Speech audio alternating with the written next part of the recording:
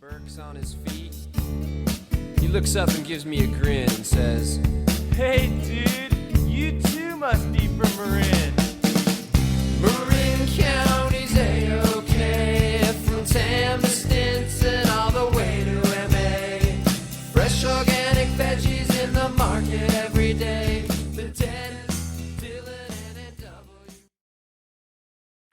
Hey, basketball fans, and hey, podcast fans, and hey, fans of podcasts about basketball based in Marin County. You're at the right spot. This is Duffy of the RUN TMC Podcast, and I've got a brief message for you about sponsorship opportunities, packages now on sale for Season 4 of the RUN TMC Podcast coming to you in the fall of 2026. That is this coming fall, right after the summer. So we have packages on sale for as low as $99 for 4 episodes, and that sale lasts until June 15th. So if you're interested, hit us up, email us at the runtmc podcast at gmail.com, knock up Dave on Instagram, or check out the show notes for the sponsorship brochure package. So thanks again to our past and current sponsors, and please join the club. Welcome to the RUN TMC Podcast. That is the RUN the Marin County Podcast, a podcast about the sensational yet stupendous sport of basketball based right here in the idyllic county of Marin. I am Duffy Ballard, and this is Season 3, Episode 25, the RUN TMC Podcast. And this is going to be a special one. It is part 1 of a 2-part special interview with a long-awaited guest and an absolute legend of the game. More about him in one moment. But first, a shout-out and thank you to our sponsors. The Hub in San Anselmo, Encore Custom on the web and on 4th Street in San Rafael, The Social Club, that is the Social Club with a K in Sausalito, Batiste Rum. Ask for Batiste Rum at your favorite restaurant, bar, or purveyor of fine liquors.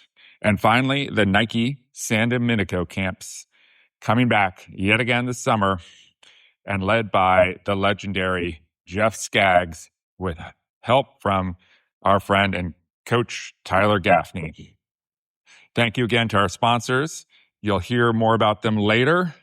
But now I want to turn it over to friend and co-host David Lavin to talk about this very special 2-part episode series. All right, Dave. Thank you, Duff. You are the man. And hello, RUN TMC crew. It's Dave here. I'm very excited to share this interview with one of the greats, one of the absolute Marin basketball icons. When Duffy and I started this podcast a couple years ago, and we were ideating on who would be just ideal guests, this guy was one of the first names that we wrote down in that coffee shop when we were talking, and we finally got him. So our friend Steve Lavin sat down with us a couple times actually over the last few weeks to just share stories, tell his amazing story, and we just couldn't be more grateful to Steve for the time and the friendship, and we're very excited to have you listen to this one. So we originally met with Steve we got a drink and a bite to eat at the Hub a couple weeks ago, and then we actually went to the Drake Archie Williams team room in the back of the gym. Steve had not seen the team room. Obviously, it wasn't there when he was a player back in the day, so it was fun to sit in that room. There's a lot of history in that room, some amazing pictures of past teams, including the state championship team in 1982 that obviously Steve played on. We talk about that a lot in the interview. So it was kind of emotional for him to be there. Obviously, his dad taught at Drake back in the day, Cap Lavin, who we talk about a lot in the interviews. So that was fun. And we then met up with Steve again in San Francisco a few weeks later, and we started at Rochambeau Park in the Richmond district, which is a legendary playground run. Cap Lavin, Steve's dad, grew up in that neighborhood and grew up playing on that blacktop. And then even as an adult, he would go down there and play pickup 3-on-3, 4-on-4. Cappy was a playground legend in addition to being one of the best basketball players in the history of San Francisco, was in the USF Hall of Fame. So we went down to Rochambeau with Lav and shot a few hoops and reminisced a bit. And then we went down to Brazen Head, which is a local steakhouse, restaurant, bar in the Marina district. Steve is friends with the owner, Eddie. And Brazen Head opens at 5, but Steve gave Eddie a call and said, hey, can we come down a little early? We wanted to record a podcast. And Eddie said, come on down. So we got in early. We sat in the corner. It's like a speakeasy vibe. It's really cool. Brazen Head is not a sponsor, but please go check it out. It's an amazing place. It's been there a long time, family-owned restaurant. And we ended up sitting down with Steve for 3 hours and just talking through his life, his career as a coach, as a broadcaster, telling stories. And then we moved over to the bar, had dinner. The bartender, Dan, is a great guy, took care of us. He's a Michigan State hoops fan.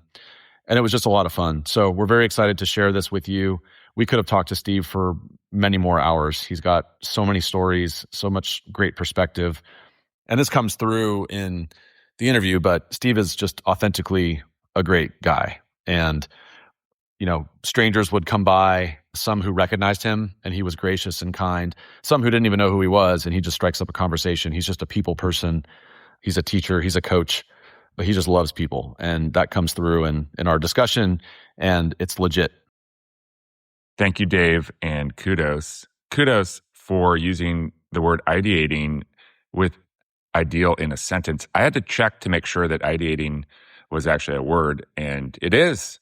You could have added on idyllic, so ideating ideally in an idyllic setting, but that would have been above and beyond. So well done with ideating, Dave, and also well done lining up this interview with Coach Lavin, which we had been attempting to schedule for several years, and we got Coach at a time where he's thinking about next steps, and nonetheless, he's still a busy guy. So well done, Dave. Much appreciation.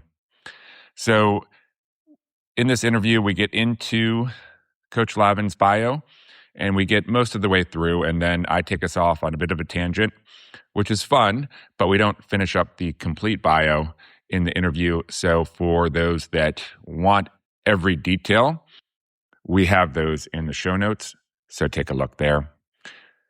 We're going to jump into the interview. I do want to note that an hour in, when Brazen Head opens, there'll be some background noise, and they turn on the music, which is quite nice.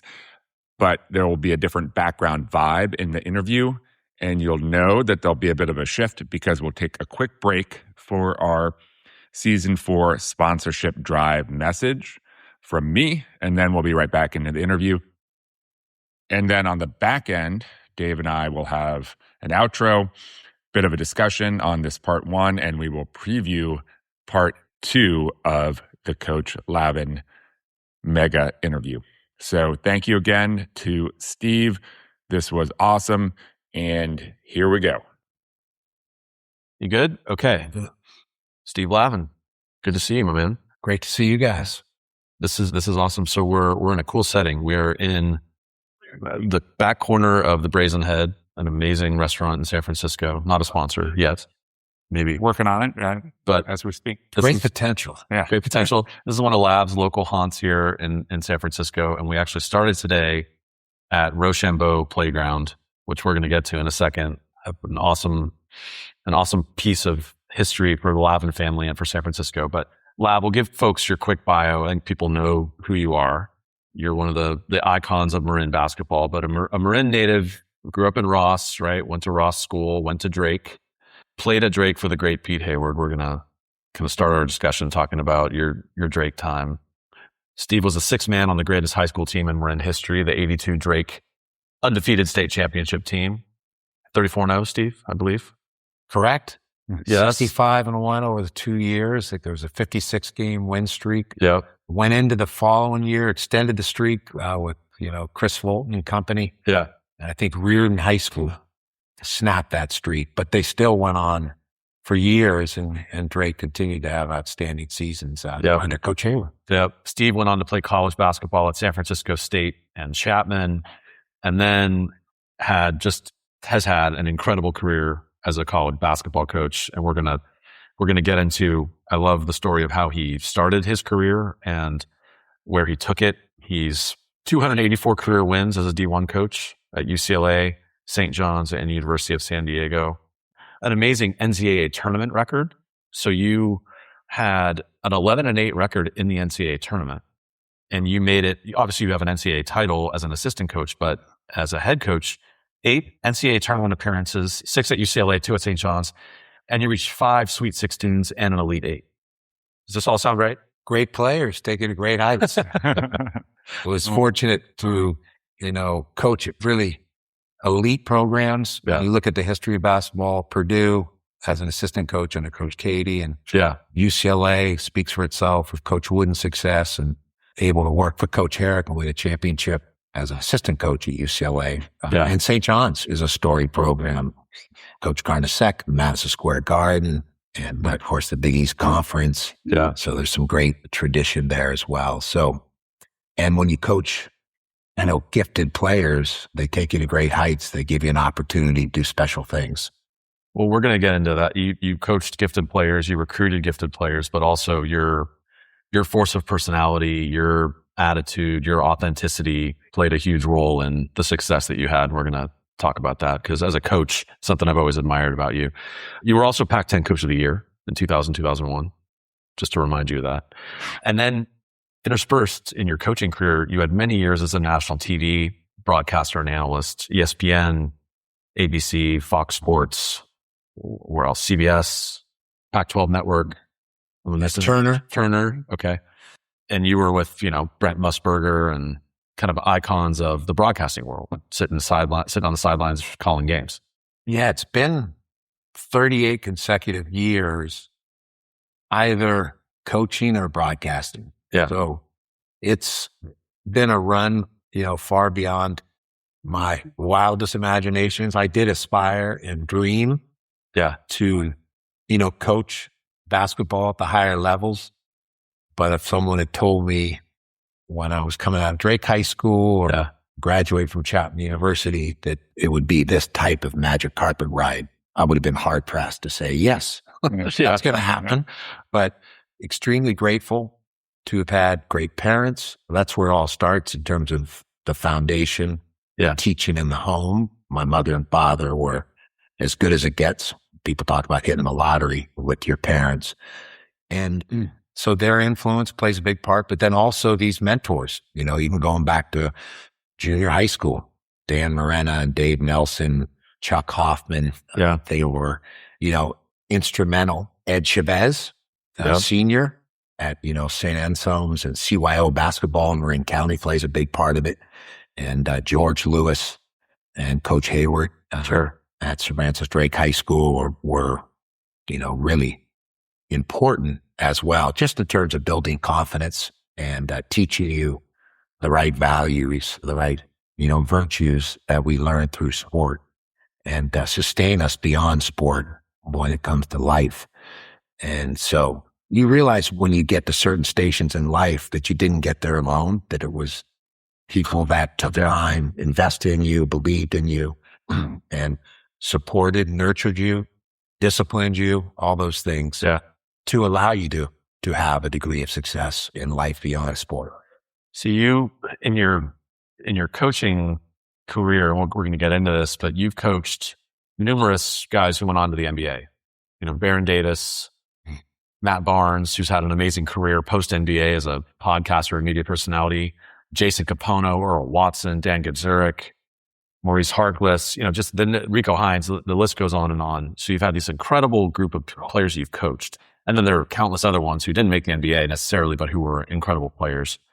But then you've also coached with and learned from this, like the who's who of coaching. I mean, your mentors, in addition to the Marin people you talked about, which are amazing, you got Gene Keady, you got John Wooden, you got Jim Herrick, you got Mike Krzyzewski, you got Jay Wright. You have this, your Rolodex, your phone must have a bunch of really good coaches in it, which is just a testament to you. one of the elements I'm grateful for is just the people you meet, the relationships you develop with people in basketball, referees, the officials, even though we go at them. And at times, they'll frustrate you, but I've got a lot of friends that were officials and obviously your colleagues that you coach alongside, players that you coach, athletic directors, school presidents, faculty members. When you work in higher education at places like Purdue and UCLA and St. John's, most recently the University of San Diego, you meet, like-minded people. And I'm grateful to participated, for 38 consecutive years, either as a coach or a broadcaster in this rugged, magnificent game of what we call basketball. Yeah. So I'm going to every once in a while pop in and say, all right, it's time for a story. And so tell us a story of a time where you got booted from a game as a coach. I think maybe once or twice you got ejected. 3 total. Okay. The first was at the University of Washington, and I played against Bob Bender's team. We fell down early, made a good comeback in that game. Baron Davis got technical foul or 2. It was late, and I knew at that point the game was out of reach, and I blew my stack, lost my cool, and ended up at the other end of the floor in front of the Washington bench, was appropriately ejected. And you went down there on purpose. I did. Yeah. No, I went after an official that I had an issue with, let's put it that way. And that was the first time. The second was at Seton Hall when I was in the Big East at St. John's University late in the game. But, again, when I was ejected, both at Washington, at Seton Hall, and most recently at Loyola Marymount, those were 6 technical fouls out of maybe 11 or 12 that I had in my entire coaching career. So, but there was a trend or a pattern there that once I got the first technical, I usually, quickly thereafter got a second and was booted. Yeah. Do you think there was any positive impact for your team and like you're making a statement, or positive impact with the officials where you just kind of have to do it every once in a while? Well, I never got technical fouls, where I was tossed out of a game where I felt we still had an opportunity to win the game. I waited for that second technical foul when I knew that there was, a highly unlikely scenario where we could come back, So they were more sending a statement, whether it was going after the refs because you felt you were disrespected, weren't getting a fair shake. You're trying to show your team you have their back, maybe. That's a big element. But there were times where technical foul in the first half, could be helpful. Whether it was sometimes firing up your own team, trying to get the jumper cables and, create energy if you felt your team was a little bit flat. And also to let the officials know that, hey, we want a fair shake. And that would usually be on the road, right, in tough environments and early in the game. Yeah. So Valvano is always great about using humor with refs, right? And you're obviously hilarious. Did you ever try to do that? Did you ever try to kind of use some humor to endear yourself with the refs, or would that not? Yeah, I think early in the career, but also later in the career, maybe the content or the type of humor was different. Early, obviously, when you're going against guys like Mike Krzyzewski and, Lon Kruger and Roy Williams and Lute Olson, Mike Montgomery, guys that had been established as, Division I coaches for decades in some cases, where I just, come on the scene as a 32, 33-year-old head coach at UCLA. And so, you would, in a conversational manner, talk to the officials about, hey, just give us a fair shake. I realize I don't have 800 wins. I realize I don't have 4 national championships. Right. But we're working hard down here, and this is a great group of kids, and they deserve a fair shake. And just make sure that rules are applied, right, in a consistent manner. That's all we're asking, It was funny. We had a ref roundtable recently, and we had Mike Sy on, who we love. And I asked him the hypothetical, like, all right, what if, in the first half, the fouls are like 7-1. Are you going to try and balance it out? And he basically said, no, we're going to call the game the way it's called. And I'm going to find a foul on the team that has 1 foul. You're going to make it 7-2. Make it 7-2. So Mike was a great official. Yeah. Great player.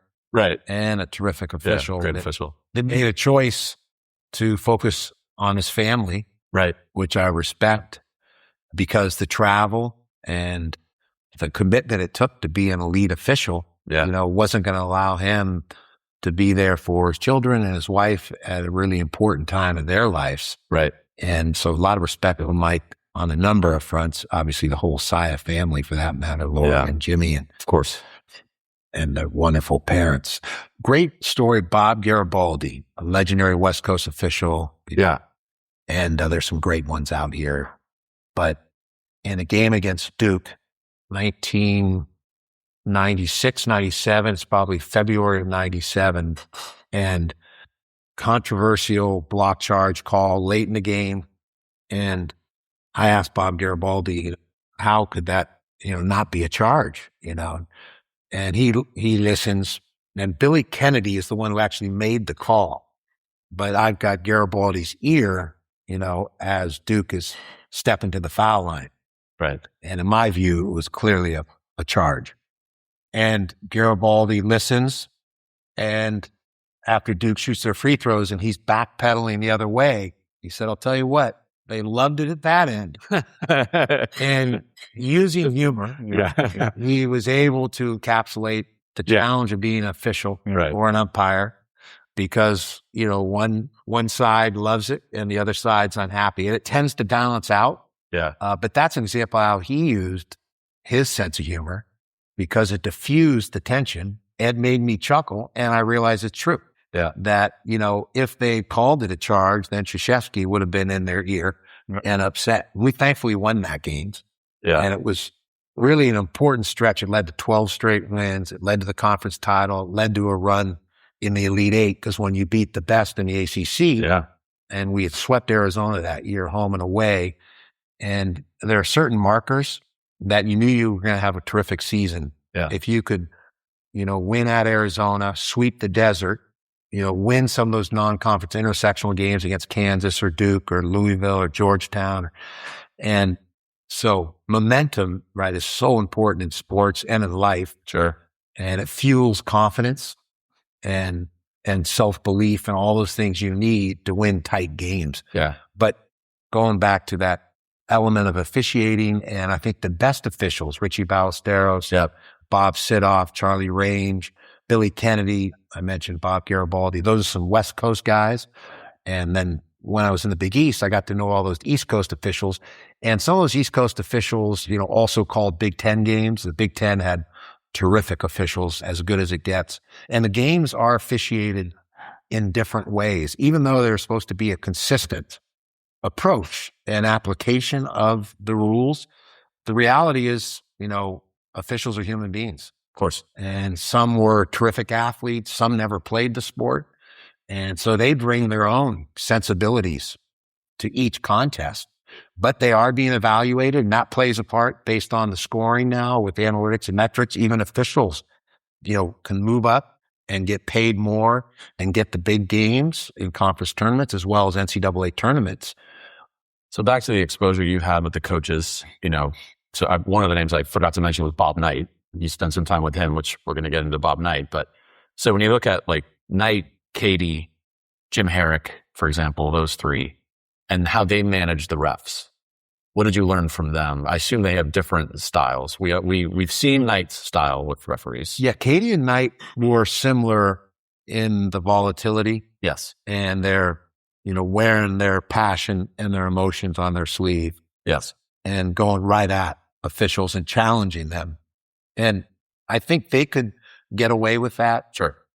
Partly it was the nature of the Big Ten, even going back to the fabric of football in the Big Ten with Schembechler and Woody Hayes, who were very emotional, passionate coaches on the gridiron. And so I think fans almost expected Keady and Knight to go at one another, to go at the officials. And it just added to the drama, to the rivalry of a Purdue Indiana game. And I think we still see it with Tom Izzo, right, who worked under Judd Heathcote. Yeah. And Judd Heathcote was different in the way, he engaged and interacted with officials. But I think most importantly, you've got to be yourself as a coach, and in life for that matter, be true to yourself, and that fit Gene Keady and Bobby Knight, but you also had, guys that were understated. The Brad Stevens, right? The Jay Wrights, Dean Smith, Lute Olson, John Wooden, and your dad. Yep. Yeah. So it's really being, again, true to who you are, right, and developing that voice. And there's a time and a place where you got to turn up the heat, put the fire under someone's fanny. But I think overall you're better served focused on teaching and elevating your team's performance. Well, to finish up the kind of the intro to you, I do want to hit on two more things. Your family's incredible family. So we're going to talk a lot about Cap. Had a huge impact on me and many people. Legendary player, played in St. Ignatius, right? And was he player of the decade in San Francisco? Yeah, the guard of the decade of the 1940s. Played for Phil Wolpert at St. Ignatius, and initially signed with USC, coach named Sam Barry. But shortly thereafter, he returned to San Francisco in his freshman year, and Pete Newell was the coach at the time, and played 2 years for Newell. Freshmen were ineligible, right? But his sophomore year, they made the NIT. They won the NIT in 49. And that's when the NIT was bigger than the NCAA. Right. And then when he was a senior and a captain, he played with Phil Vukisevich and Casey Jones, among other players. And Russell was there. And Russell was a freshman ineligible. Bill Russell. Yeah. So, and is in the USF Hall of Fame. So, and he, didn't have a father in his life. And so the Jesuits and coaches played a big part, as did playground directors. He was raised by, he was born in New England, through New York, came out to San Francisco in the 1930s, and raised by his mother, his grandmother, his great-grandmother, and an aunt. So really 4 women that really kind of influenced him, kind of shaped his formative years in terms of a foundation. That's where his love of language, literature, and writing, and basketball. And Cap was, so in addition to just being a whirling dervish on the court, an incredible player, went on to be an amazing coach, teacher, was an inspiration to me, and Duffy, an erudite man of words, loved to use puns and wit to get his point across. You could never relax around Cap. He'd always look at you and call you out to get your opinion on something, would use Shakespeare. And so it was just kind of an amazing guy, obviously. And you get a lot of your wit and humor from him and your mom, Mary. You're the youngest of 6 kids, right? So the Lavins run deep, and you guys started your own basketball camp, the Lavin camps, which we're going to talk about, had a huge impact on me and Duffy. We both were players there and coaches there. Personally, you were my coach when I was at Pirate Camp at Drake High, as we've talked about. I was 10 years old, and you totally changed my life. I was a timid, unconfident kid. I wasn't sure if I wanted to play basketball, and you had this energy about you. And at the time, you were just a young guy in your 20s. I don't even know where you were coaching at that point, and maybe you were at Chapman still. But you taught me that you can play basketball just by playing hard and having energy and attitude. And I still remember your attitude talks. And we've gone on to have a lifelong friendship. And even when you became, coaching at Purdue or at UCLA, I would write you letters. You'd write me letters back. And that had such an impact on me as a kid. So it's really cool to be full circle here sitting with you. It is. And thank you for everything you've done for not only me, but there are countless people who you've had just a huge impact on. No, I appreciate that. I was fortunate to have a mom and a dad that emphasized, the important virtues and values, and also led by example, which I think is still the most profound form of teaching, is, the way you live your life. And so my mother and father, as parents, as teachers, as educators, their interest in life and in art and music and cinema and literature, right to the end. I mean, in their 80s, they were still very interested, whether it was going to concerts or exhibits. They were so interested in life and in people and in their relationships and in their children. And so I think that had an effect on me in terms of the approach and coaching style that I brought. Did they ever drag you to something quote unquote cultural when you really wanted to be just in the gym? Like, they would take you to, to a museum or whatever. Do you have memories of that where you're like, what are they making me do? Yeah, lots of trips to the city. And sometimes it was film festivals. Yeah. It might be a Marx Brothers revival, Charlie Chaplin, the silent films, or old musicals, Fred Astaire, Ginger Rogers, Danny Kaye, Gene Kelly, gangster films with Edward G. Robinson, George Raft, and Humphrey Bogart, and James Cagney. And they wanted us to have an appreciation for cinema across the board. So it was also Fellini, Cocteau, Truffaut, French, Italian film directors.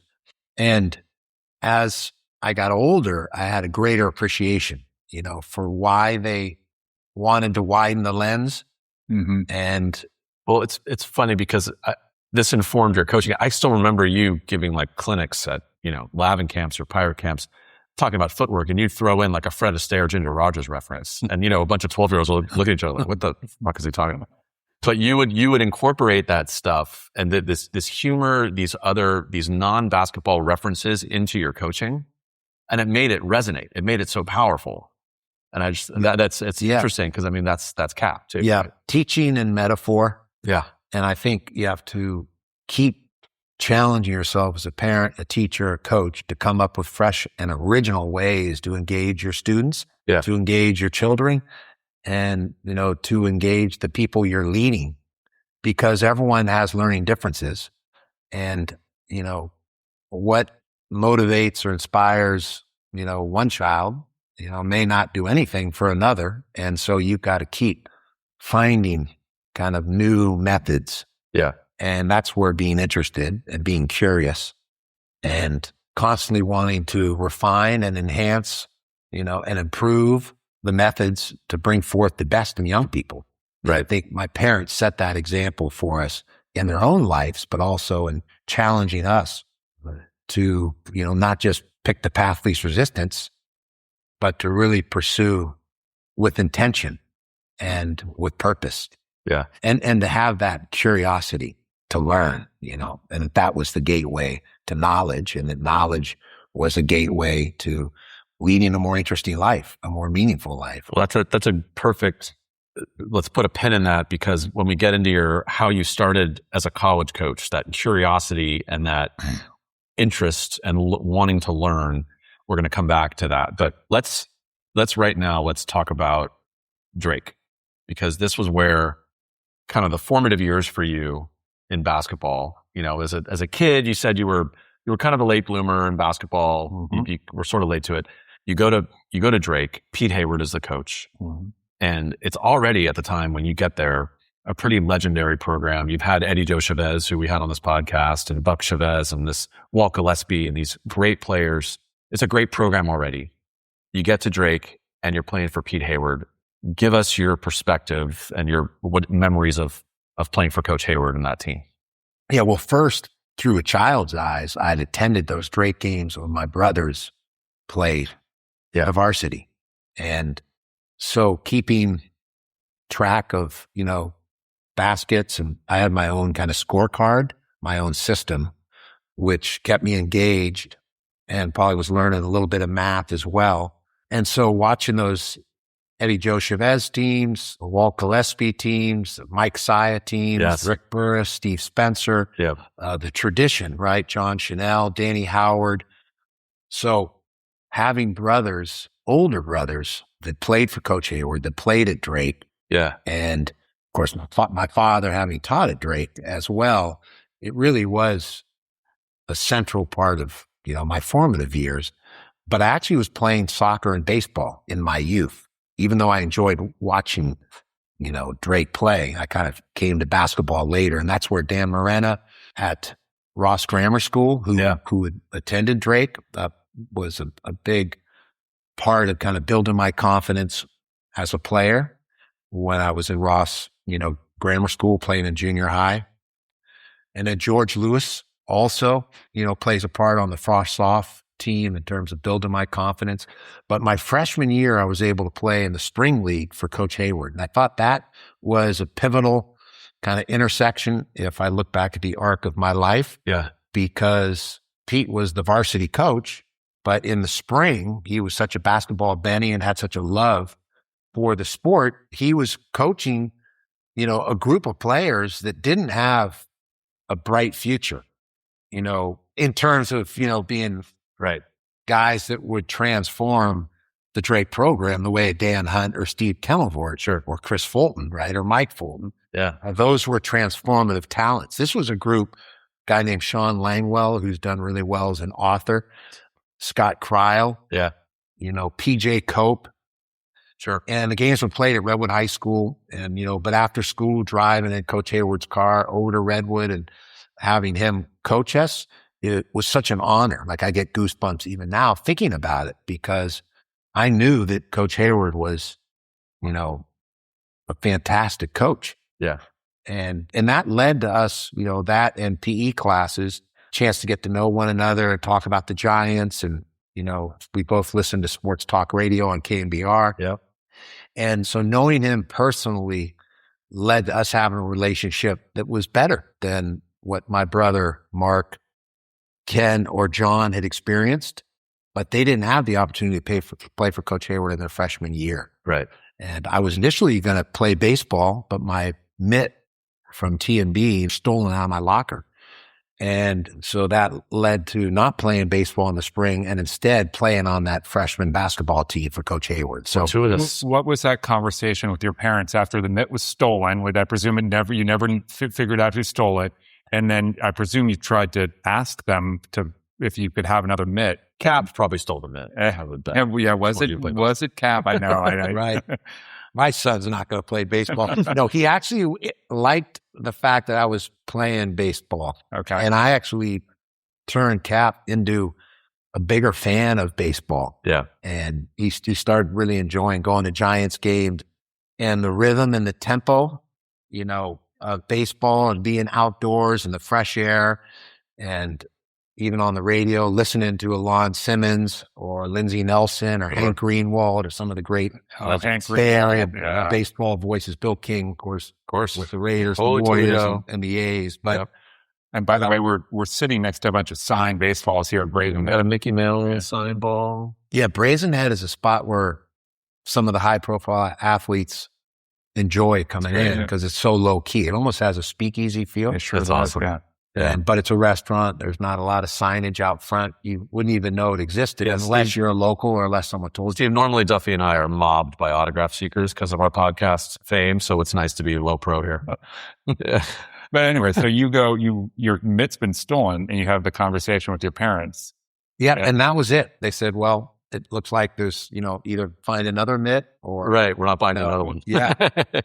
And another mitt or another sport. So it just wasn't meant to be baseball. Yeah. So you start playing for Pete then. So now let's fast forward your senior year. I mean, your team is unbelievable. And, we've discussed this team a lot, but let's run down some of the names. So Jim Saya, Steve Kemmelvort, Doug Dibley, Chris Fulton, Dan Hunt, just Doug DeVore, who sort of a late bloomer, came off the bench, right? And you were the sixth man on that team. Undefeated team, wins the state title. What was it like playing on that team? Well, there was great camaraderie. I mean, it was a team that enjoyed one another's company off the court. Yeah. And I think that plays a part of the chemistry, the cohesive approach on the court. And you have to even go back to the brilliant kind of template that Coach Hayward had for a year-round program. That's more common now. Yes. But if you go back in the 1970s to have a 12-month training regimen between the summer camps, which really were like the farm system for Drake High School, even though other Marin County Athletic League, athletes attended those camps because they knew that's where things were happening. That's where the best competition was.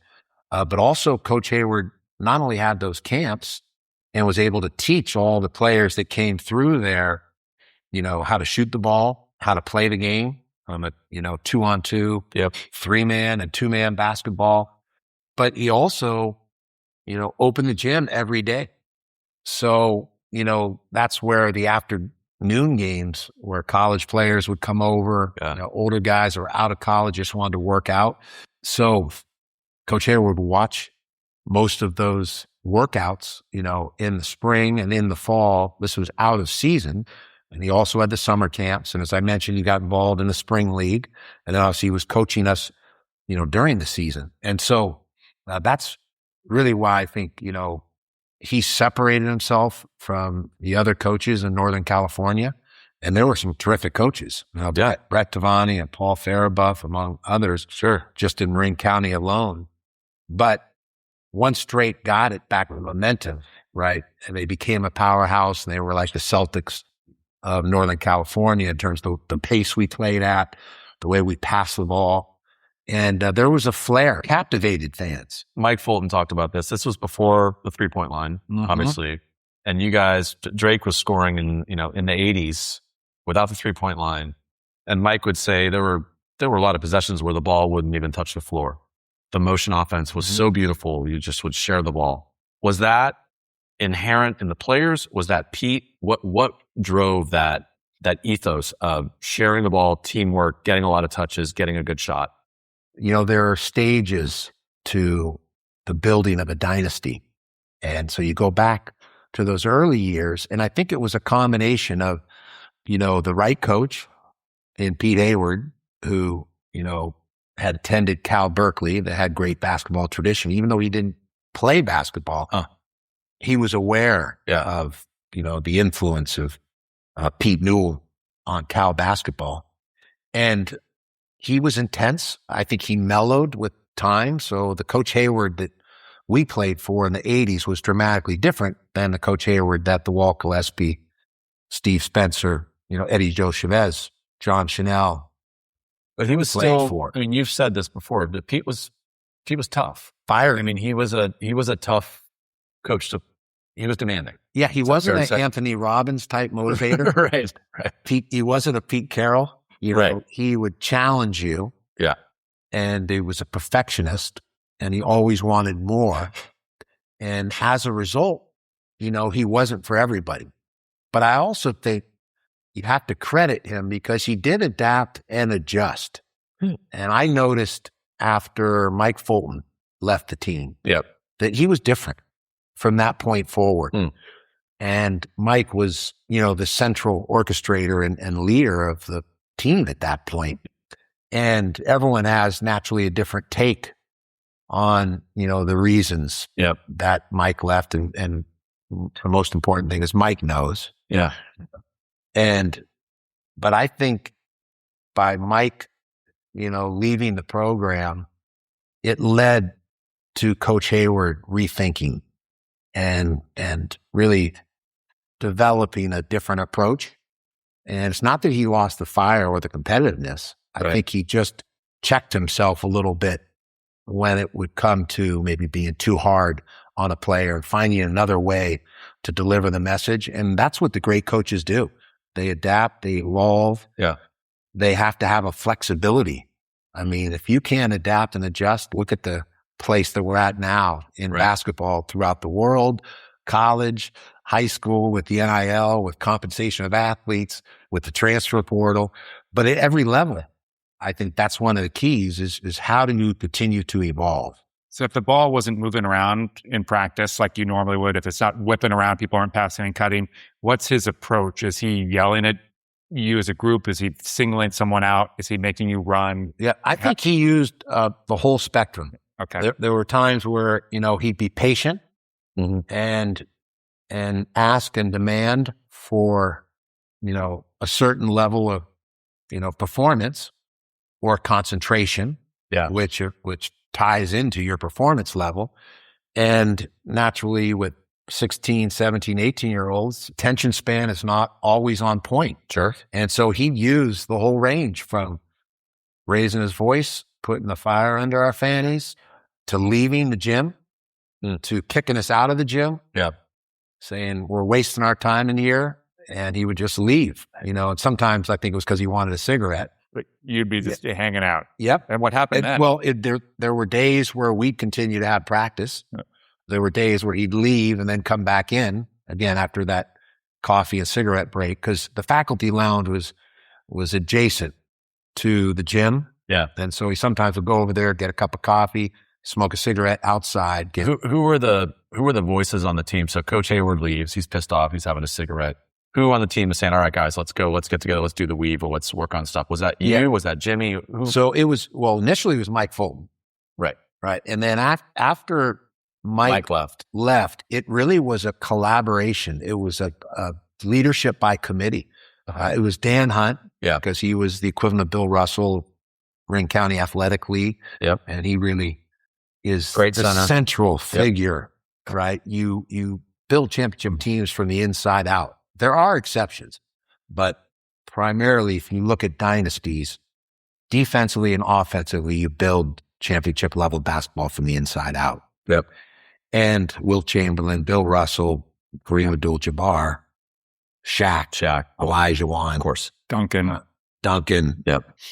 So, and then there are exceptions. Even the Bulls, right? Their front line with Bill Cartwright, Horace Grant, Luke Longley, Bill Wennington. Yeah. But they really did it more through the triangle, right? And through, being difficult to match up with, and small ball, and what the Warriors have done that, Steve Kerr, influenced by Lute Olson at Arizona, who of course won the championship in '97 with Mike Tibby and Jason Terry and that group play small ball. So, but the voice of Kemmelvort, both Dan and Steve Kemmelvort were great leaders.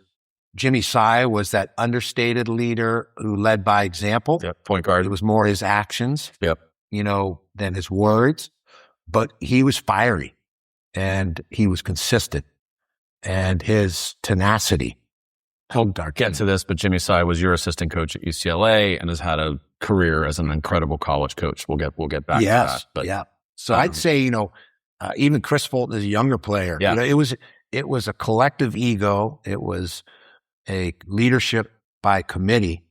And so it was running itself, during those 2 years, the 56 straight wins, the 65-1 record, the undefeated season. I mean, it was a buzzsaw of consistency and just blitzing teams off the court. And so Coach Hayward's challenge when we were in league play was, how do we continue to sharpen the axe? How does he find ways to challenge us, because there was no competition? Right.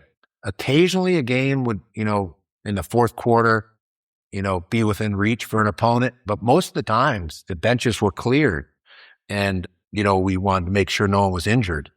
So, he wasn't playing starter. So we were fresh and yet still in really good condition because of that year-round training that Coach Hayward implemented with Drake basketball. But a lot of competition within the team. And that's how, in the summertime, we were split into two teams. And I think that really helped as well. We played in Tamalpais. And, I think Larry Fulton coached one team, Cap Lavin, my dad, coached the other team. And those were some great battles. I would have loved to see that matchup, Cap versus Larry on the sideline. Like, I think Steve Kemmelvort might have played point guard, in some of those summer league. And that's what led to him being the point guard at Santa Clara for Carol Williams. For us, he was a 3-4. He did a lot of his damage around the basket area with elbow catches, short corner catch and drives, jump hooks. But he could rebound and blast it out like Draymond in terms of bringing it up the court and playing over the top. And Steve's passing was underrated. He was a big-time scorer. He was rugged. He was strong. He had broad shoulders. But he loved to pass the ball. It was almost as if the ball was a tangerine or something in his hand. He made the court look small, the way great players do. And if he doesn't have injuries, I think he plays in the NBA. He drafted in the NBA, but he was battling some injuries through his years in Santa Clara. But his development was as impressive as any I can remember. And that's a big key to Coach Hayward's success, was the learning curve and the development curve from the time kids came in as freshmen. Well, look at the number of college players. And the time they left. It was dramatic. On that team, so you played Division II, high-level Division II college basketball, right? Jim Sy played Division II, correct? Played at Cal Poly San Luis Obispo. It's now Division I, and then College of Marin, and then Chapman. Same as Mike's side, right? Steve Kenelvort, Santa Clara. Chris Fulton, Portland, then Utah. Dan Hunt, Portland, right? Yes. And went on to, both Chris and a bunch of these guys went on to play pro ball overseas. Doug DeVore played at Sam Houston State, played pro ball. I mean, like on a high school team in Marin County, you had, that's 7 guys, 6-7 guys who went and played college basketball. Big Steve Spencer with Sonoma State. Steve Spencer, yeah, well, a couple years prior, right? I mean, so just the amount of players who played for Pete who went on to play in college. And one thing that you mentioned to me earlier, this was really interesting. I didn't think about this. So Kenelvort had a great career at Santa Clara. And we just interviewed Eddie Joe Chavez, who's obviously one of the best Santa Clara players ever.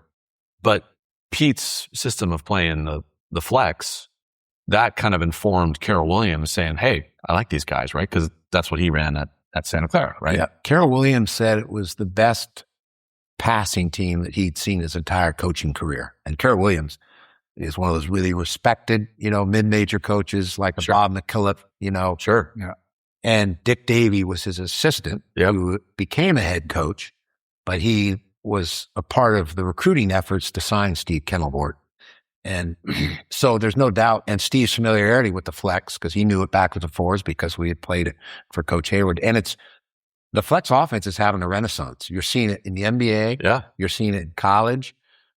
And you can, kind of modernize it and play with it, tinker in terms of the alignments or the spacing. You can create quick hitters out of it. You can, late clock, go into your, high ball screens out of it. So there's a lot of ways you can hide the flex. You can run it on out of bounds plays. That's what I'm coaching a club team right now. We have a club team right now. We have an out of bounds play. We call it flex, and it's a 4 flat. We get it in, and then we run right a flex. We run a baseline flex cut into a down screen, and it's a great way to kind of facilitate motion and offense. Yep. You force a big little switch. I mean, it's great.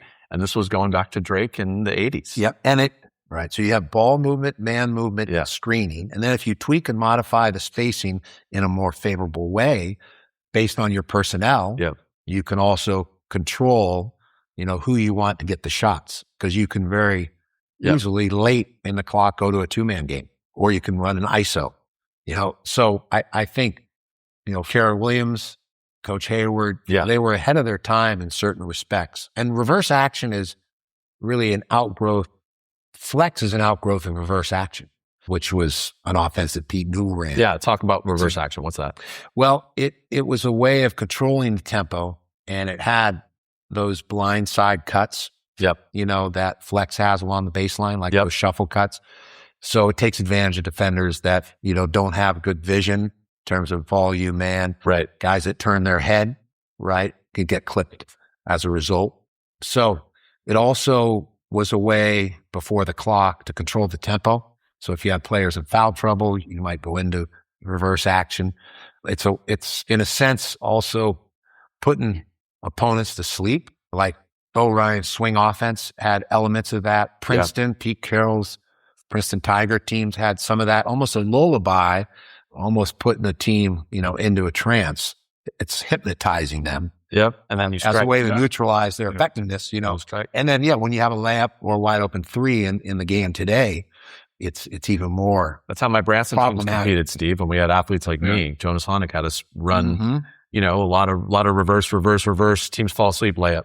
Yep. It was great. Well, and Jonas comes, from Ivy League and Satch Sanders.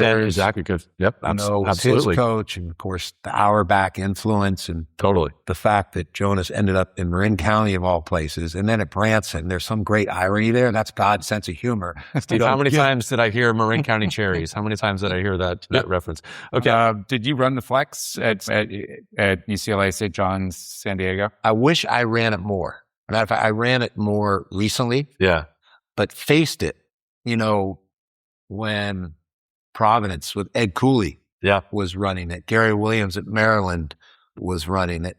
And, Jimmy and I being on the staff together at UCLA would get a kick out of it, because maybe we should be running flex, What do you do? Do you switch the back screen? We often would run kind of like a mashup zone against it. Okay.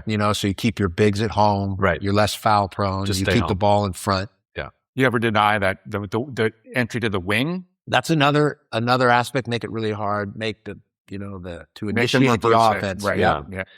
And the challenge of it, if you don't modify the spacing, is there are times where it doesn't allow for the drive and kick game. And it can get a little bit congested. It can almost build in help side defense. Yeah. Right. But now I think if you lift it, the offense and the alignment, and you have enough counters, with flare screens for teams that are over helping, towards the ball. Yeah. And also allow for the ability to empty a side and run some ISOs or run some elbow catches and clear so you can get some downhill drives. So it builds in rebounding. That's another advantage of it, so you can offensive rebound off a missed shot when you're in flex, which I think helped us because the Kennelvorts dominated the glass. Hunt was a really good rebounder, obviously dominant. Even Doug Dibley, right? Yeah. He doesn't get talked about, but he was a terrific player. So Dan Dibley, sorry, we love Mike Dibley too, but Dan Dibley is an active listener of this pod. He's always our first listener and quick to text us mistakes that we've made. So Dan, here's our Doug Dibley reference. Okay, continue, Steve. Great family. And Mike Dibley reference too. And Mike Dibley. Yeah. Mike coached, he worked at Ross Grammar School. Yep. And then also coached at Drake. He's another, Pirates and Lavin camper coach. Yep. But Doug Dibley was a difficult matchup. He was a starter on that team. Yep, because he could slide inside and was really comfortable. The other thing Coach Hayward was a big believer in was using the glass. Yes. Bank shots. The bank was always open, and that was John Wooden and Red Auerbach. 3 pretty good coaches at different levels. Yeah. Right? You got the pro coach at Auerbach, you've got the college coach at Wooden, and you've got Coach Hayward. And all 3 were championship level coaches. They loved the bank shot because when you took it from the angle, you knew where to follow it. And like the volleyball player at the net, to be able to tip it right back in. So there was a controlled element for every shot that came off the glass. It was not only that it was a proficient shot, but it was also the rebounding balance, the triangle rebounding balance around it that got you a second shot. Yeah. But Coach Hayward, in addition to that, the jump hook was just a great shot. It's a great shot, quick release, that quick little jump hook's not a sky hook, which, that was great for Kareem, but not for everyone else. He was kind of unique that way. And also Coach Wooden with Coach Hayward, with the 3/4 court press. Yeah. I was kind of like, running guys up the sideline and trapping. He did unique things. He was creative. Even though we ran the flex, which we didn't at the time maybe fully appreciate it, but that also motivated us to run because the fast break, the first 6 seconds off of our defense, creating that offense, we knew that there was going to be more freedom there. Once we got in the half court, then we knew you're turning it over to the flex offense. So that inspired us to play defense, get stops for more runouts and get down the court so we didn't have to run the flex. Did you have a little jump hook? Did he teach you the I jump did. hook? Everyone had to jump hook. Everyone had to have and there was a station at the Pirate camp. I was going to say, I remember both hands? Yep, both hands. Paul Trevor was a heck of a jump hooker. He loved Trev. That's an example. There were guys that maybe had certain limitations, and good coaches find a way to lean into whatever that strength is and to find a role to bring value, and Paul Trevor, through his toughness, his defense, taking charges, diving on the floor, having that mad dog attitude, and the jump hook is what allowed him to be a contributor at Drake. And he was a great leader, and that's why he's coaching. Okay. We got to do, go ahead. Before we move on to your next topic, Dave, a memorable game moment for you in high school. So like I think it was against Washington High School, or it might have been Lincoln, but it was a game where I took like 16 free throws or 17 free throws. Wow. Which for a guard was, kind of unique.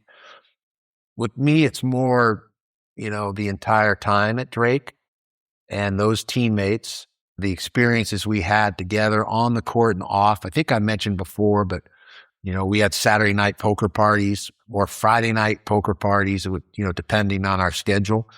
And it moved to different homes and no alcohol, but we did smoke cigars, and there were always parents there.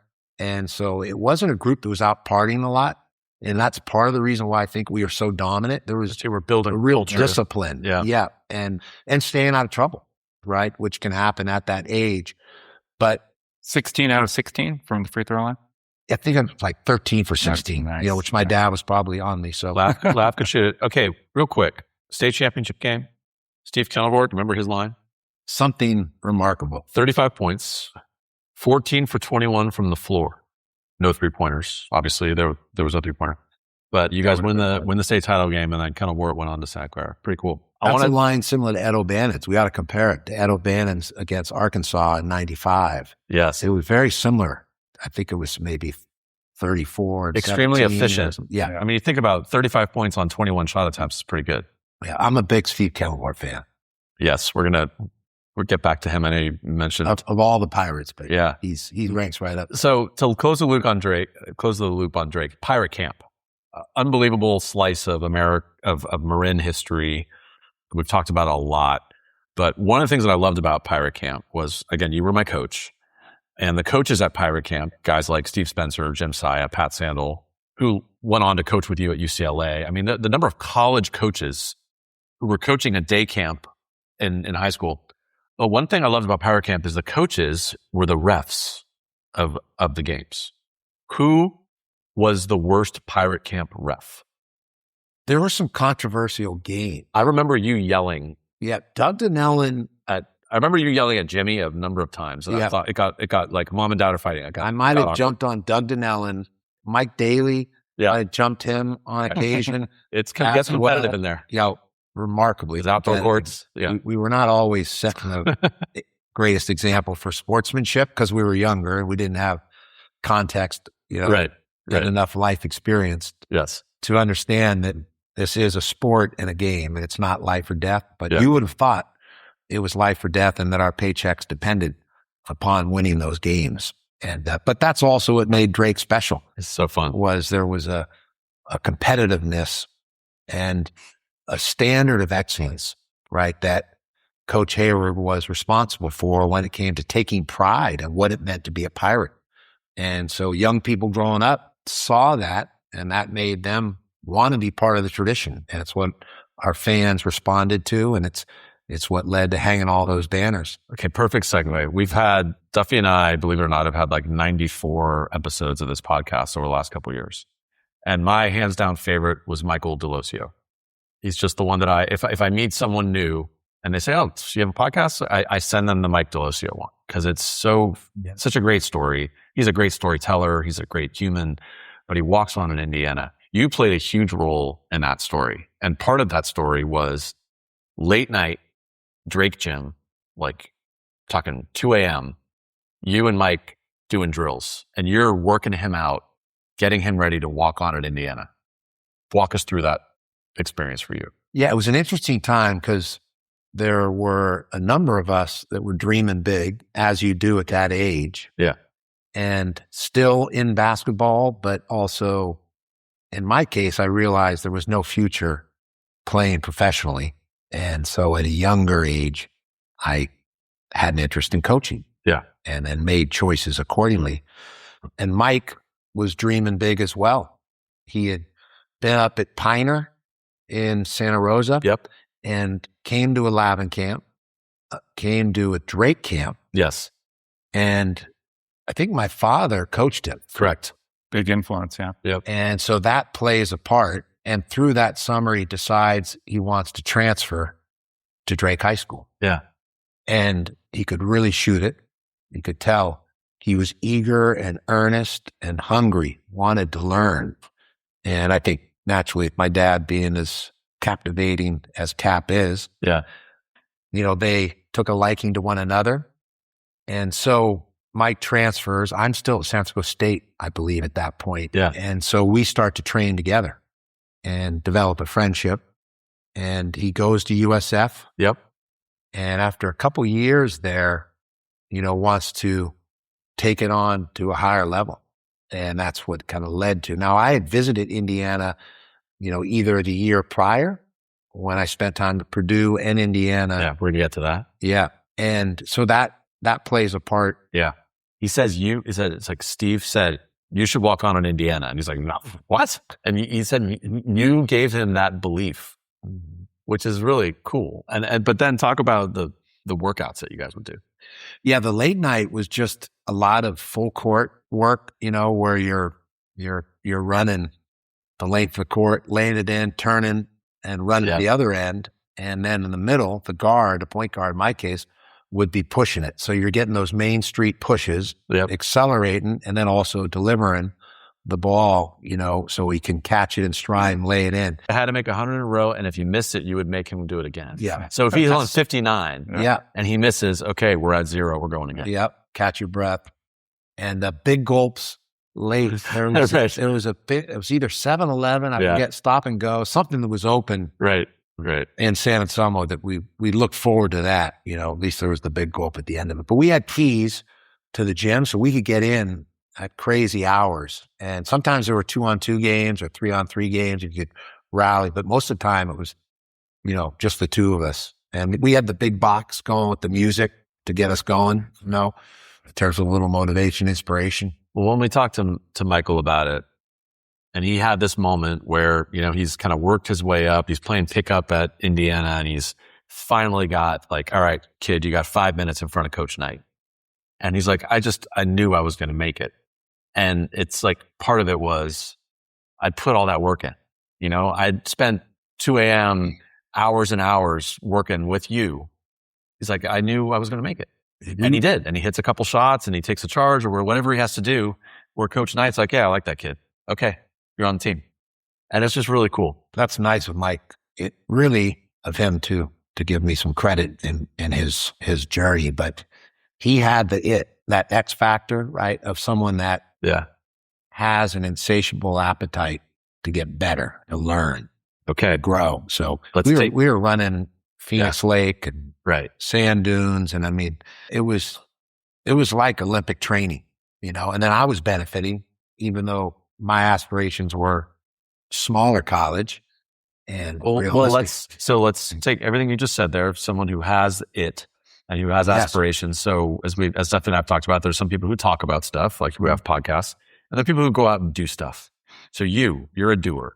So you graduate college and you're spending a year at Chapman as a grad assistant, but you're aspiring to coach at a higher level. So I just love this story. You write letters, right, to a bunch of coaches, talk about how you did that and got in front of Bob Knight and Gene Keady and all these luminaries. Yeah, there was a range. Some were not as well known as Bobby Knight, Jerry Tarkanian, and Mike Krzyzewski. Yeah. They were coaches like Jim Herrick at Pepperdine, Jim Brandenburg at San Diego State, Hank Egan at the University of San Diego. All great coaches. And often assistants. Tim Gervich at Vegas was someone I was writing to. Mike Dunlap was at USC under George Raveling and had also spent time in Iowa with George Raveling. So I was writing him. Mike LaGarza, who had played Bud Presley, who had a big influence in Northern California, had come through the camps, had recruited me to Menlo, but I couldn't afford tuition. And so ended up going to San Francisco State, USF, and then later San Francisco State. So, but there were a number of coaches that, including Knight, Keady, Krzyzewski, and that led to being pen pals, just asking for. So you're writing letters. What do you say in these letters? It was, what steps to take if I someday wanted to walk in their shoes as a Division I head coach. Yeah. And so books to read, clinics to attend, and remarkably, they all wrote back. I mean, I remember it was 333 North Glassell was the address to the mailroom at the residence halls. And when you would pull out of that mailbox a letter that had Bob Knight, of that return address on the envelope, or Gene Keady, Mike Krzyzewski's letters were all handwritten. Oh, really? That made a big impression on me. Yeah. Now, at this point, he hadn't been to a Final Four. He hadn't won national championships. He hadn't won 1,000 games. He was a promising young coach, but not at the level that he became. So Hank Egan and his staff were, really. Randy Bennett was on that staff. Mike LaGarza was on that staff. Yeah. So a guy named Charlie Katzafaris was on that staff. So oftentimes it's not just the head coach you're learning from, but you're also learning from the assistants. At Indiana, Tate's Locke, Joe B. Wright, Dan Dockett, Ron Felling, manager named Craig Hartman. So that trip to Indiana and then Purdue confirmed that the dream or the aspirations I had were going to continue to be Big Ten oriented. Okay, so you write these letters. These amazing coaches write you back. And let's start with Bob Knight. So Bob Knight says, I'm paraphrasing, but essentially says, okay, come on out and spend some time with our program. Hey there, basketball and podcast fans. It's Duffy from the RUN TMC Podcast. Dave and I have an important message. There are sponsorship packages available now for Season 4, starting in fall of 2026. Yes, Season 4 of the RUN TMC Podcast in the fall of 2026. Until June 15th, packages are as low as $99 for 4 episodes or $499 for the entire Season 4. To find out more, click on the link in the show notes or send us an email at theruntmcpodcast@gmail.com. That's all one word, theruntmcpodcast@gmail.com. Or hit up my buddy Dave on Instagram. So you go out to Bloomington, Indiana, and you spend a couple weeks with Bob Knight? It's a month. It started in Indianapolis in what, rivals would call the Cupcake Classic. But it started there, and what I remember most was meeting him prior to Indiana shoot-around in Market Square Arena, I believe, at the time. And he was reading a big book, and I forget if it was, MacArthur or General Pat. Some World War II biography. Yeah, exactly. The general. A history buff, military, and just an avid reader. But even more interesting was met Everett Dean, who had coached in Indiana, who had coached at Stanford. And I remember, talking to him, and I think he'd either won a national championship or been in the Final Four, and he's explaining this. And when I asked, who they played in that championship game, he couldn't remember. And part of that was beautiful because it didn't matter, right? Here's someone that's a Hall of Fame coach, and what mattered was the relationships with players. And the fact that Bob Knight was taking care of him. One of the great traits, I think, of the best coaches is they're looking after the game and the guardians of the game. And, whether it was Hank Iba, or an Everett Dean or Pete Newell, he was bringing those coaches back. And also it was shrewd because those coaches would watch his practices, watch games, and provide feedback, which would obviously help elevate the team in terms of, implement their thoughts and their thinking. But also I thought it was gracious of him and said a lot about who he is, What did you learn from Bob Knight? Like, what were the kind of the key things you learned from observing him? I'd say, his game preparation was off the charts in terms of finding something at both ends of the court that could give his team a competitive edge. It might be as simple as, keeping the ball out of a certain player's hands, which, sounds basic, but to do it, one thing to say, it's another to do it in real time. It could be within an offense, guarding it in a certain manner, not allowing ball reversal on one offense, but allowing it on the other. It could be taking someone off a man and using that defender as a rover to double the best players on the team and to play a little psychological warfare and allow that player to be wide open. And so there was a creativity within the discipline and a flexibility, within the discipline of his approach. And then offensively, he was creative as well in terms of what to exploit. It might be against Michigan that he felt late in the game, those guys, weren't as likely to be in a lower stance. and we're going to be more upright. So you could go by him. And he'd go into a whole drive game late, even though they hadn't shown it early. Interesting. But as they were fatigued late in each half, he'd go at A to draw fouls. They're in the bonus, get to the free throw line more frequently, put them in more foul jeopardy, but also create offense through attacking feet. And again, these are basic concepts, but his feel and his intuition on when to implement an adjustment on offense or defense when he thought it would give his team an advantage. What was his process for testing that out? Obviously, he was a lead at scouting and he had some idea, but would he test out schemes in practice against a scout team? Absolutely, yeah. There's very little that was off the seat of his pants. You know, I mean, there are coaches that have that hip pocket approach, and they're very difficult to prepare for and play against, because you just never know what they're going to do. Then there are other coaches that they stick with the template no matter what, you know. And I always felt those coaches were, you know, unless their personnel was so dominant, you know, you'd rather play a coach that's highly predictable and is never going to change, because you never come out of a timeout wondering if you've got to, you know, be prepared for something different. They're going to throw a zone at me, Okay. You have great personnel. That's a solid approach. But yeah, he practiced. The game film was, you know, the game film, the walkthrough, you know, the stopping practice, and his ability to articulate, communicate, you know, what he wanted to happen. And again, I go back to, even though he was seen and is, you know, as demonstrative and as tough a coach as there's been in college basketball, there also was a nimbleness and a flexibility.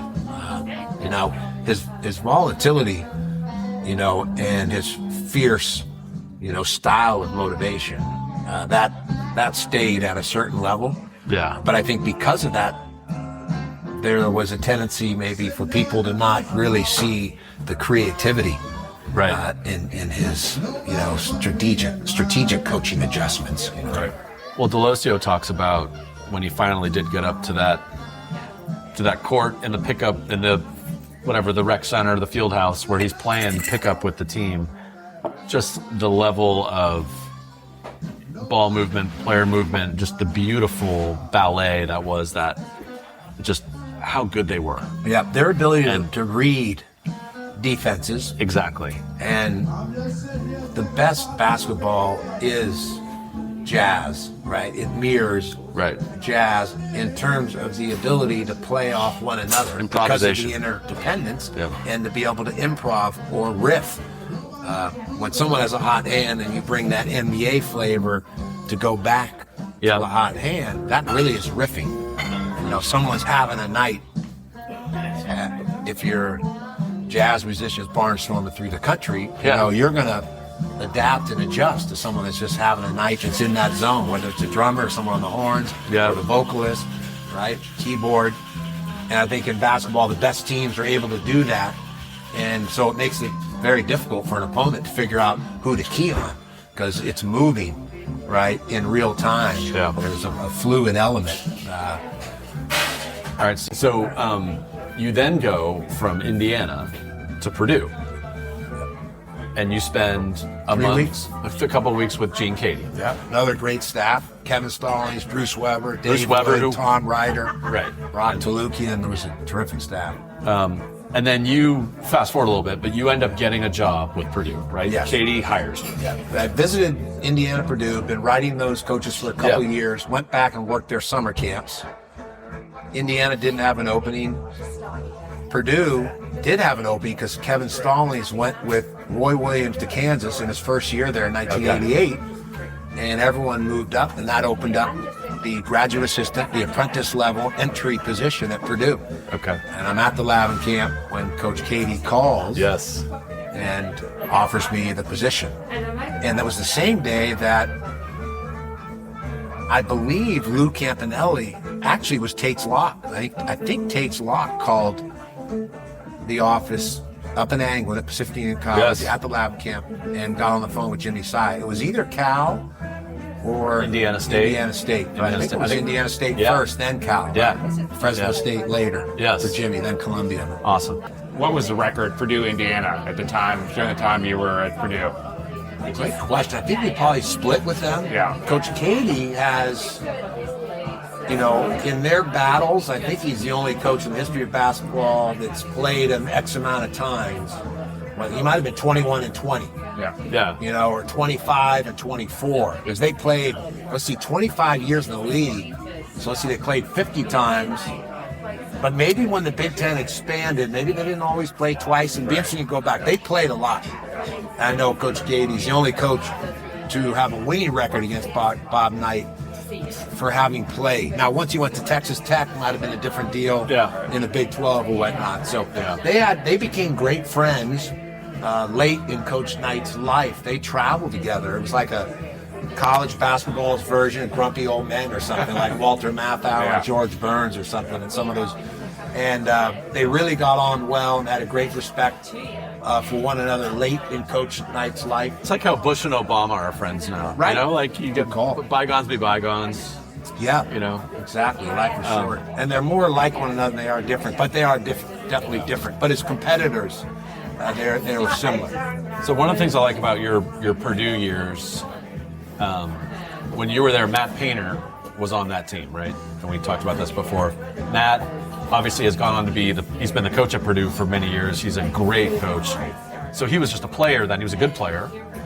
Did you know at that time, when you see a guy like that, like, okay, this kid maybe could go on to be a coach? Yeah, I knew it from the beginning that he had an interest in the history of the game, the origins of the game, and was looking at things through a coach's lens, even as a player. He was thinking the game. And even, talking with the broadcasters when they came in, he would be talking to Rafferty or Dick Vitale. And also worked at summer camps, at Purdue. At one point came out to Lavin camps. Yes, I remember. As did Thad Matta, Alan Major, and Mage is still a friend. Mike Budenholzer. I mean, we had some really terrific young aspiring coaches that in those early years, were coming out and working that summer camp circuit. Coach, I told you this. I beat Mike Budenholzer. I outcoached Mike Budenholzer in the camp championship. You set him up. A whole nother career that you could have moved. Listeners, Mike Budenholzer was NBA Coach of the Year, has won an NBA title. I beat him in a camp championship. I outcoached his ass. What? Do you remember the level? I think it was. Was it the little I think guys? it was like 7th grade boys. They can be problematic. They can be challenging. As you would call them, the little Give shavers. you credit. Yeah, little scrambling midgets. Scramblers. Yeah. So you say little shavers. I'm sure I ran the flex beautifully. To make this about you, Dave, how did you outcoach him? What was It's just, look, sometimes you got it. Sometimes you got it, and I had it. You kind of rolled the balls out, right? This freedom. Look, Steve, I'm a culture guy. Confidence. I'm a culture guy. But you could tell with Painter that he had he would come through the coaches' meetings in Mackey Arena and the bowels of that arena. We'd be meeting as a staff. He would come in. Coach Keady would have that, dry erase marker on the dry erase board and be planning out practices. They were like 3-hour meetings, and he'd watch game film. He would come in, sit down for a while to take it in. Not for the entire meeting, because we sometimes were talking about, players, and you don't want to talk about other players in front of a player. Right. So, but he'd be in there enough. And I think that played a part. And then, I think his first job, he might have worked for Tom Ryder. He later worked for Bruce Weber. Right. Tom Ryder moved on to a small college, maybe Washington and Jefferson, and then with Bruce at Southern Illinois, and he became kind of this succession plan to Coach Keady. He came back to Purdue, left Southern Illinois for 1 year, served as his right hand, and then took over, maybe. So Painter's one of these guys who, like me as a nerd, like the post-game press conferences, sometimes you see, and when he's asked a question, he'll break down like, okay, so they're going drop on the high pick and roll, so we're forcing weak, he'll start breaking it down. He just loves this shit. He does. Jumping ahead to UCLA, because I want to get to UCLA. So one of the guys you coached at UCLA was Earl Watson, who also obviously was a great player, had a great NBA career, but also has been a really good coach, right? So was Earl another guy that you could see at that time that he was going to be a coach? Well, listeners, if you want to hear more about Earl Watson and UCLA, you'll have to tune in for part 2 of Coach Lavin. And there's a lot more in part 2. It's actually longer than part 1, Dave. And we get into his time at UCLA and then his broadcasting and his coaching. But we'll get into a preview of part 2 in a moment. But first, though, we mentioned in our intro that before Brazen Head, we had spent an afternoon with Steve in San Anselmo at the Hub and then over to the team room at Drake, which was awesome. And we did have the mics going for part of that, Dave. So we have a little addition to this episode. It was really fun to talk to Steve in the setting of Drake. And we got some great content. Ultimately, we all decided we'll do it again and have a longer session. And we did in the city, which was amazing, obviously, which is this interview that we're listening to now. But we did catch some gems in that first session that we didn't totally cover in the second session. So we wanted to share some of those. Yeah, we clipped up 2, Dave, where Steve goes into much further detail about a topic of his early life than he did in the Brazen Head interview. So tell us about the first one, and then we'll play it. Yeah, and Duff, you are, as always, Chief Technology Officer. You're CEO, CFO, CTO of this pod. I'm just the dumb one that talks, but you did some great editing here, so really appreciate that. And the pretty voice, too. You are. I'm definitely not talking about me.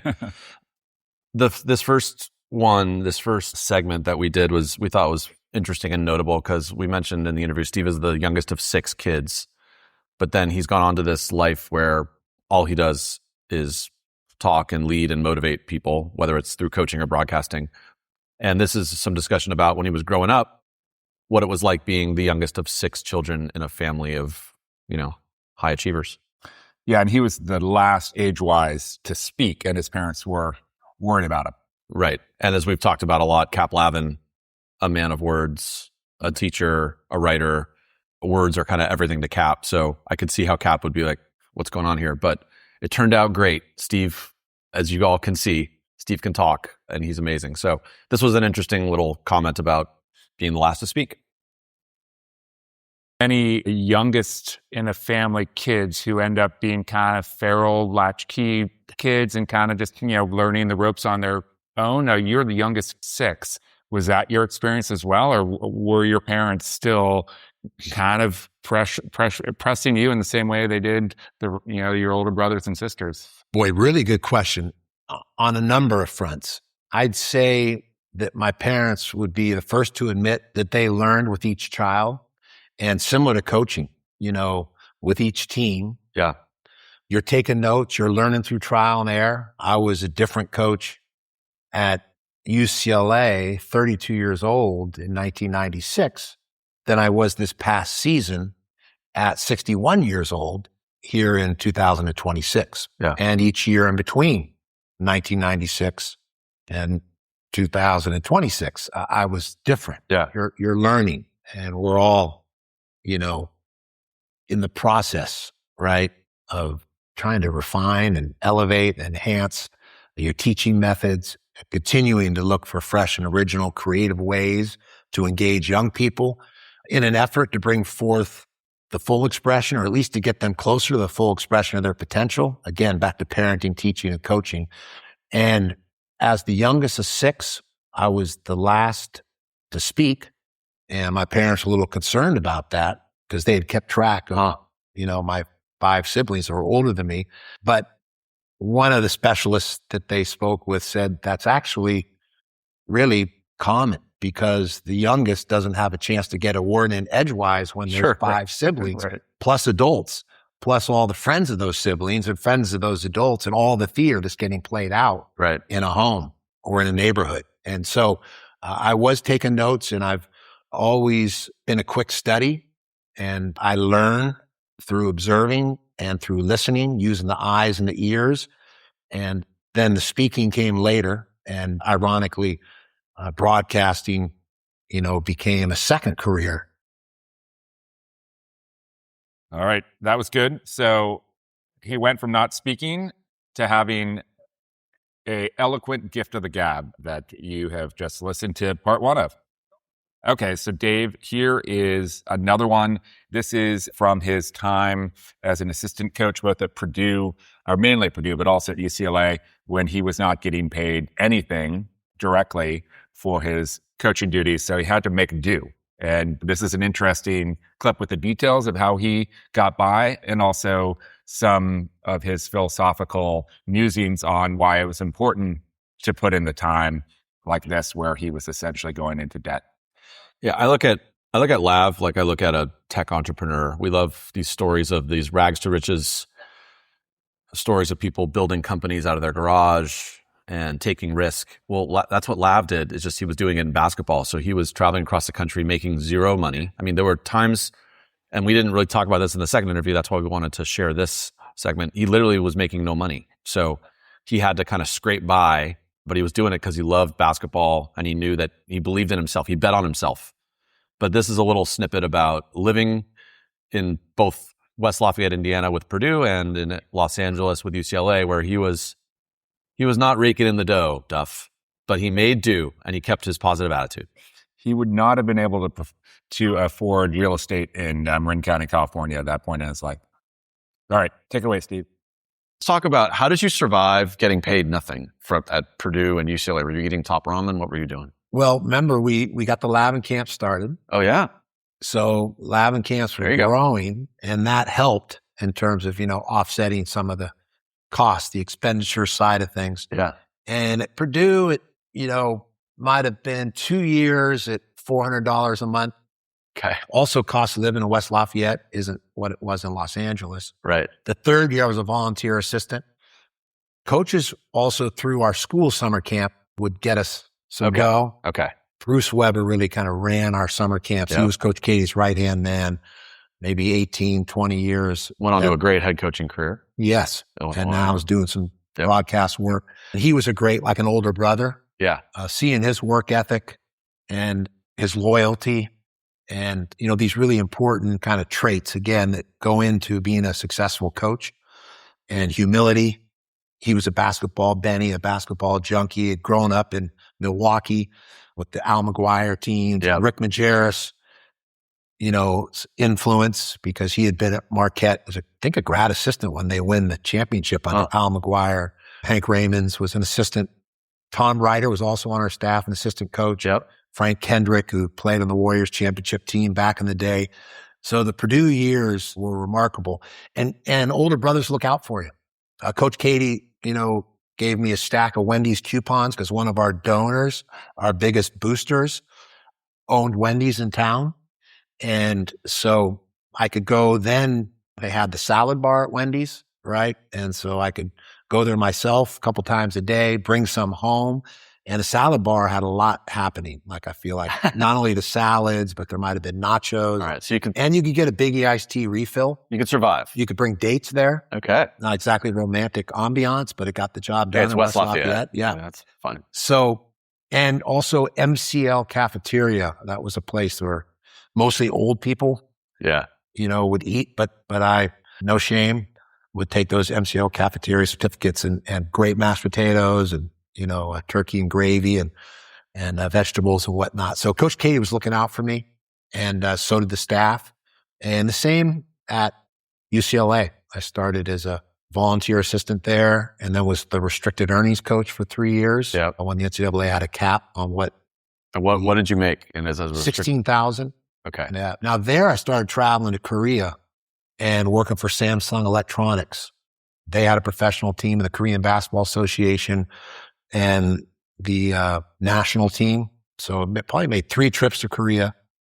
They paid in cash, which was nice. I go into a big vault. I should have bought stock in Samsung. This was in the early mid 90s. Yeah. And they had construction, they had electronics, they had shipping, but it was foreign stock. So you're a little bit healthy skepticism when it comes to that. But in hindsight, that's one of my regrets. But yeah, that you're going in debt and you're, really the equivalent of a law student or going to med school, that when you're learning from Gene Keady's and Coach Herrick, not to mention Coach Wooden. Yeah. And that, I met Coach Wooden through my time at Purdue because Coach Keady introduced me to him, which played a part along with Mark Gottfried, who was an assistant at UCLA, who I became friends with through the summer camp circuit. And some of UCLA's guys were playing for Coach Keady on his national teams, the USA basketball with the Jones Cup or university games and whatnot. And so I think Trevor Wilson, maybe Tracy Murray, other guys were coming through USA basketball. Coach Keady was one of the head coaches of those teams. And that led to also meeting a lot of really valuable mentors and people along the line. So you're just trying to learn. You're taking master classes and learning to really high level. And Purdue and UCLA were two of the, historical programs. And so it's just back to being grateful and taking notes. All right, good stuff. Yeah, I love that idea. And this is not just for coaching, Dave, but the idea that if you have aspirations to go into a career, that you can treat it like a graduate school. And then you can invest in it, both your time, but also to the extent you can get loans, you can go into debt, and you are just trying to learn as much as you can, soak it in, and you're going to pay it. It's going to pay off eventually if you put in the time and dedicate yourself to it. He uses the phrase masterclass a number of times in both interviews sessions that we had with him. And he loves to learn, and we'll get to that in a second. But graduate school is a great way to put it.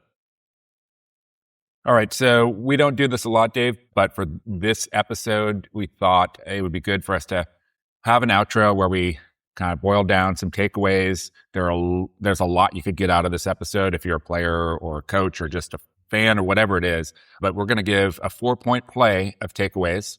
We're going to alternate, and you're going to go first. So kind of related to what I just said, I just love the way that Lav started his coaching career and the proactive initiative he took to write letters to coaches and put himself out there and ask questions. And I think Ray Dalio, great entrepreneur, finance guru, wrote a book called Principles. It's a great book. And he basically, I'm paraphrasing, but he said, great questions are much more valuable than great answers. And Steve is just a guy who loves to ask questions. And he asked questions, and these coaches wrote back and gave him the opportunity to, Bob Knight gave him the chance to visit with his program. Gene Keady did the same. Mike Krzyzewski wrote him back a handwritten letter. I love that story of how Steve took the initiative. And as we said, he's a doer. He's not just a talker. He's a doer. And thought it was awesome. Great. It was great. Yeah, I think, for a lesson for everyone, but especially for young people, if you're communicating and reaching out to people that are senior in your field, that it's important to ask questions, as you say, Dave, and then not be needy. Like, don't say please take me onto your staff because I'm this and that and whatever. Show that you are this and that by asking really good questions and sort of digging into the expertise of the people you're reaching out to. So don't be needy. A good lesson here for all of us, really. And anyway, I need more coffee, but that's an aside. Don't be needy, Duff. Okay, what's your next? What's your first one here? So this is like the broad lens of mentorship. So this is an extension of what you're talking about, Dave. Coach was able to reach out, make some connections with coaches who were already established and either were legends or would become legends. But beyond that, he also had influences in his life that were not specific to basketball. And in this conversation, he really dug into the influences, especially his parents, that gave him the broad experience, like a liberal arts sort of education that he could apply to his vocation. So he talks about being taken to literature and to cinema, art history, music, and his parents exposed him to all this. And then he has been brilliant about then incorporating that into his communication and to his coaching. And so definitely a Cap Lavin is sort of special there. Like, all this exposure, some of it I'm sure Steve didn't want to go to when he was a kid, but he ended up incorporating it into what he does so well. And an example is this. He talks about in the interview, like how basketball is, at its best is jazz, and that, players are riffing off of each other, and just a very effective metaphor. And of course, he's a great communicator. But this, broad lens of mentorship, not just coaches that he looked up to, but experts, interesting people that ask questions, and exposed him to all sorts of influences that he could use in his career. Yeah, force of personality. Talk about it a lot with Steve and with other great coaches and leaders.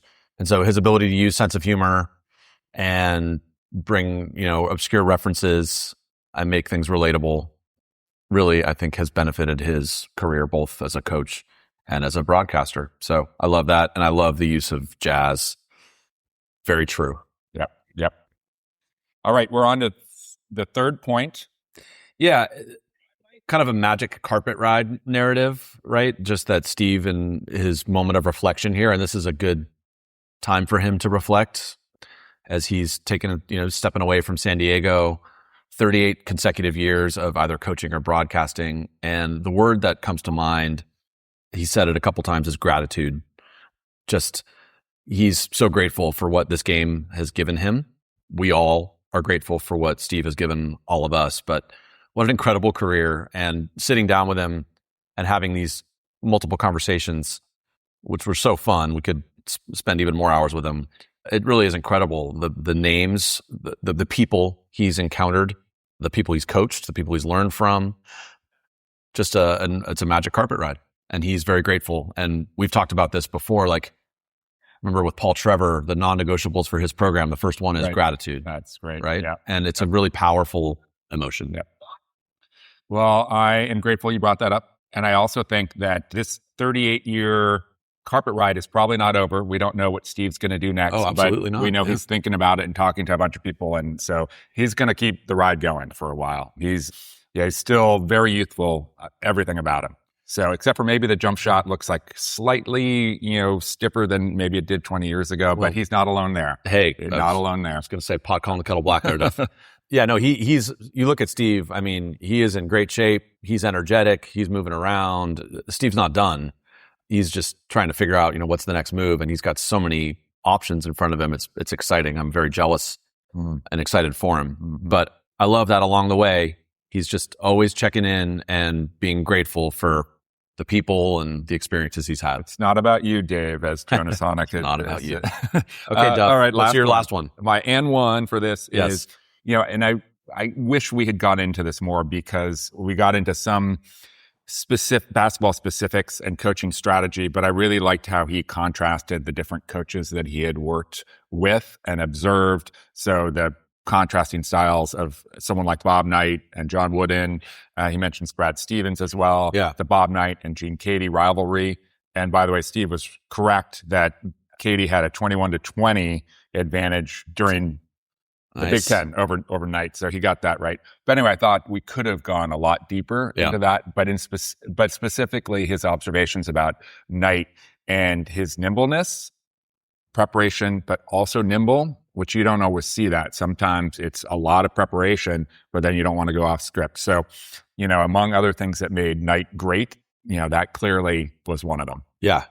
Nimbleness and flexibility. We've talked about this discipline equals freedom, right? This strange contrast of Knight style, so disciplined, so regimented, yet that leads to his players being so well instructed and so battle tested that they have the confidence to make decisions. Yeah. And I totally agree with you. I mean, I just to pick Steve's brain on different coaches. I mean, we got into a little bit with the difference in styles, and I framed it, I don't think in a smart way, where I was talking about specifically dealing with referees, but it would have been really fun to spend another hour talking about this. So I totally agree with you. Well, probably one of the things Steve's considering for his next chapter is just joining us, and we can turn this two-headed monster into three-headed behemoth. Let's go, Steve. We'll get the contract over to you. Well, speaking of coaches, one coach influence that we didn't really get into in episode 1, but we will in episode 2, or part 2. This interview is Jim Herrick, and so we will move on to a preview of part 2. It begins at UCLA. Yeah, I mean, I highly recommend. Assume you enjoyed this so far. Just put your seatbelt on. The second half of this interview was awesome. We get into UCLA days, some great stories about recruiting. I'll just leave it at that. Just It's in Los Angeles. You can infer maybe there were some celebrities involved. Listen. Way to go, Duff. Obviously, there was a national title in there that we talk about. Duff. I mean, what else? What else is in this preview here? Well, let's see. Head coaching at age 32, and like that situation, which was unfortunate in many ways, but also a great opportunity for Steve. And he got off to a rough start early on. And you mentioned a particular game at Stanford that did not go his way. Yes, we will talk about that. The Maker's Massacre. And then Lavin Camp. We get a lot into Lavin Camp. A lot into Lavin Camp, which again should be and will be its own episode. Just the incredible coaches and experiences at Lavin Camp. But we some fun talking about that. And then we get into some of his broadcasting, right, Duff? Yeah, great story from his time with Brent Musburger that you'll have to stick around for in episode part 2. And he really does have the broadcaster aura to him. Just sitting down, he could do it. He could do it no prep at all. He could just sit down with the mic and just go. Yep. And we also get some reflection on coaching in New York and living in New York. Yep. Not as much as we could have, perhaps. Right. That's another area where we could have delved deeper, just his experiences at St. John's and being in New York City and coaching in Madison Square Garden. He had a great experience coaching in San Diego too. And he talks about the great program at San Diego. So it was just so fun to go through the places that he's been. And again, there's no better storyteller that I've ever met than Steve Lavin. Whoa. You're going to go there? I don't think there's a better one, Duff. Okay. All right. Well, we might have to open this up to debate from our listeners. I mean, I'm not arguing that he isn't great, but okay. And then Dave, what else? Well, yeah, we talked a little bit at the end of the part 2 of Wooden and his dad, like that sort of, both compare and contrast two influences in his life, two very wise people. I love that part of the conversation. And there was more. We just are barely scratching the surface of part 2. Yeah. So 3-hour interview overall. We thought it would make sense to break it up into 2 episodes because it was so fun. And as you can see, we even wanted to incorporate some of our clips from the first time we talked to him. And I hope that this is not the last time we talk to Steve on the pod. We could have him on for another 4 hours. Mm-hmm. So really fun. We want to thank our sponsors, the Hub in San Anselmo, Encore Custom on 4th Street in San Rafael and on the web. Batiste Rum. Ask for Batiste Rum at the restaurant liquor store of your choosing. And then the Social Club in Sausalito. With a K. With a K. Always with a K. It's never been with the C. It's always been with a K. And then Long Way Coffee. We're right here. We're right across the street from you. That's right. We're waiting. Hit us up. So if you want to sponsor season 4, check out the show notes. We have packages available. And we're excited to continue to talk at you. Yes. So thank you, Steve, for sitting down with us. I hope you enjoyed this first episode and stay tuned for another session with Steve coming up in the next couple of weeks. Rock on. Burke's on his feet. He looks up and gives me a grin and says,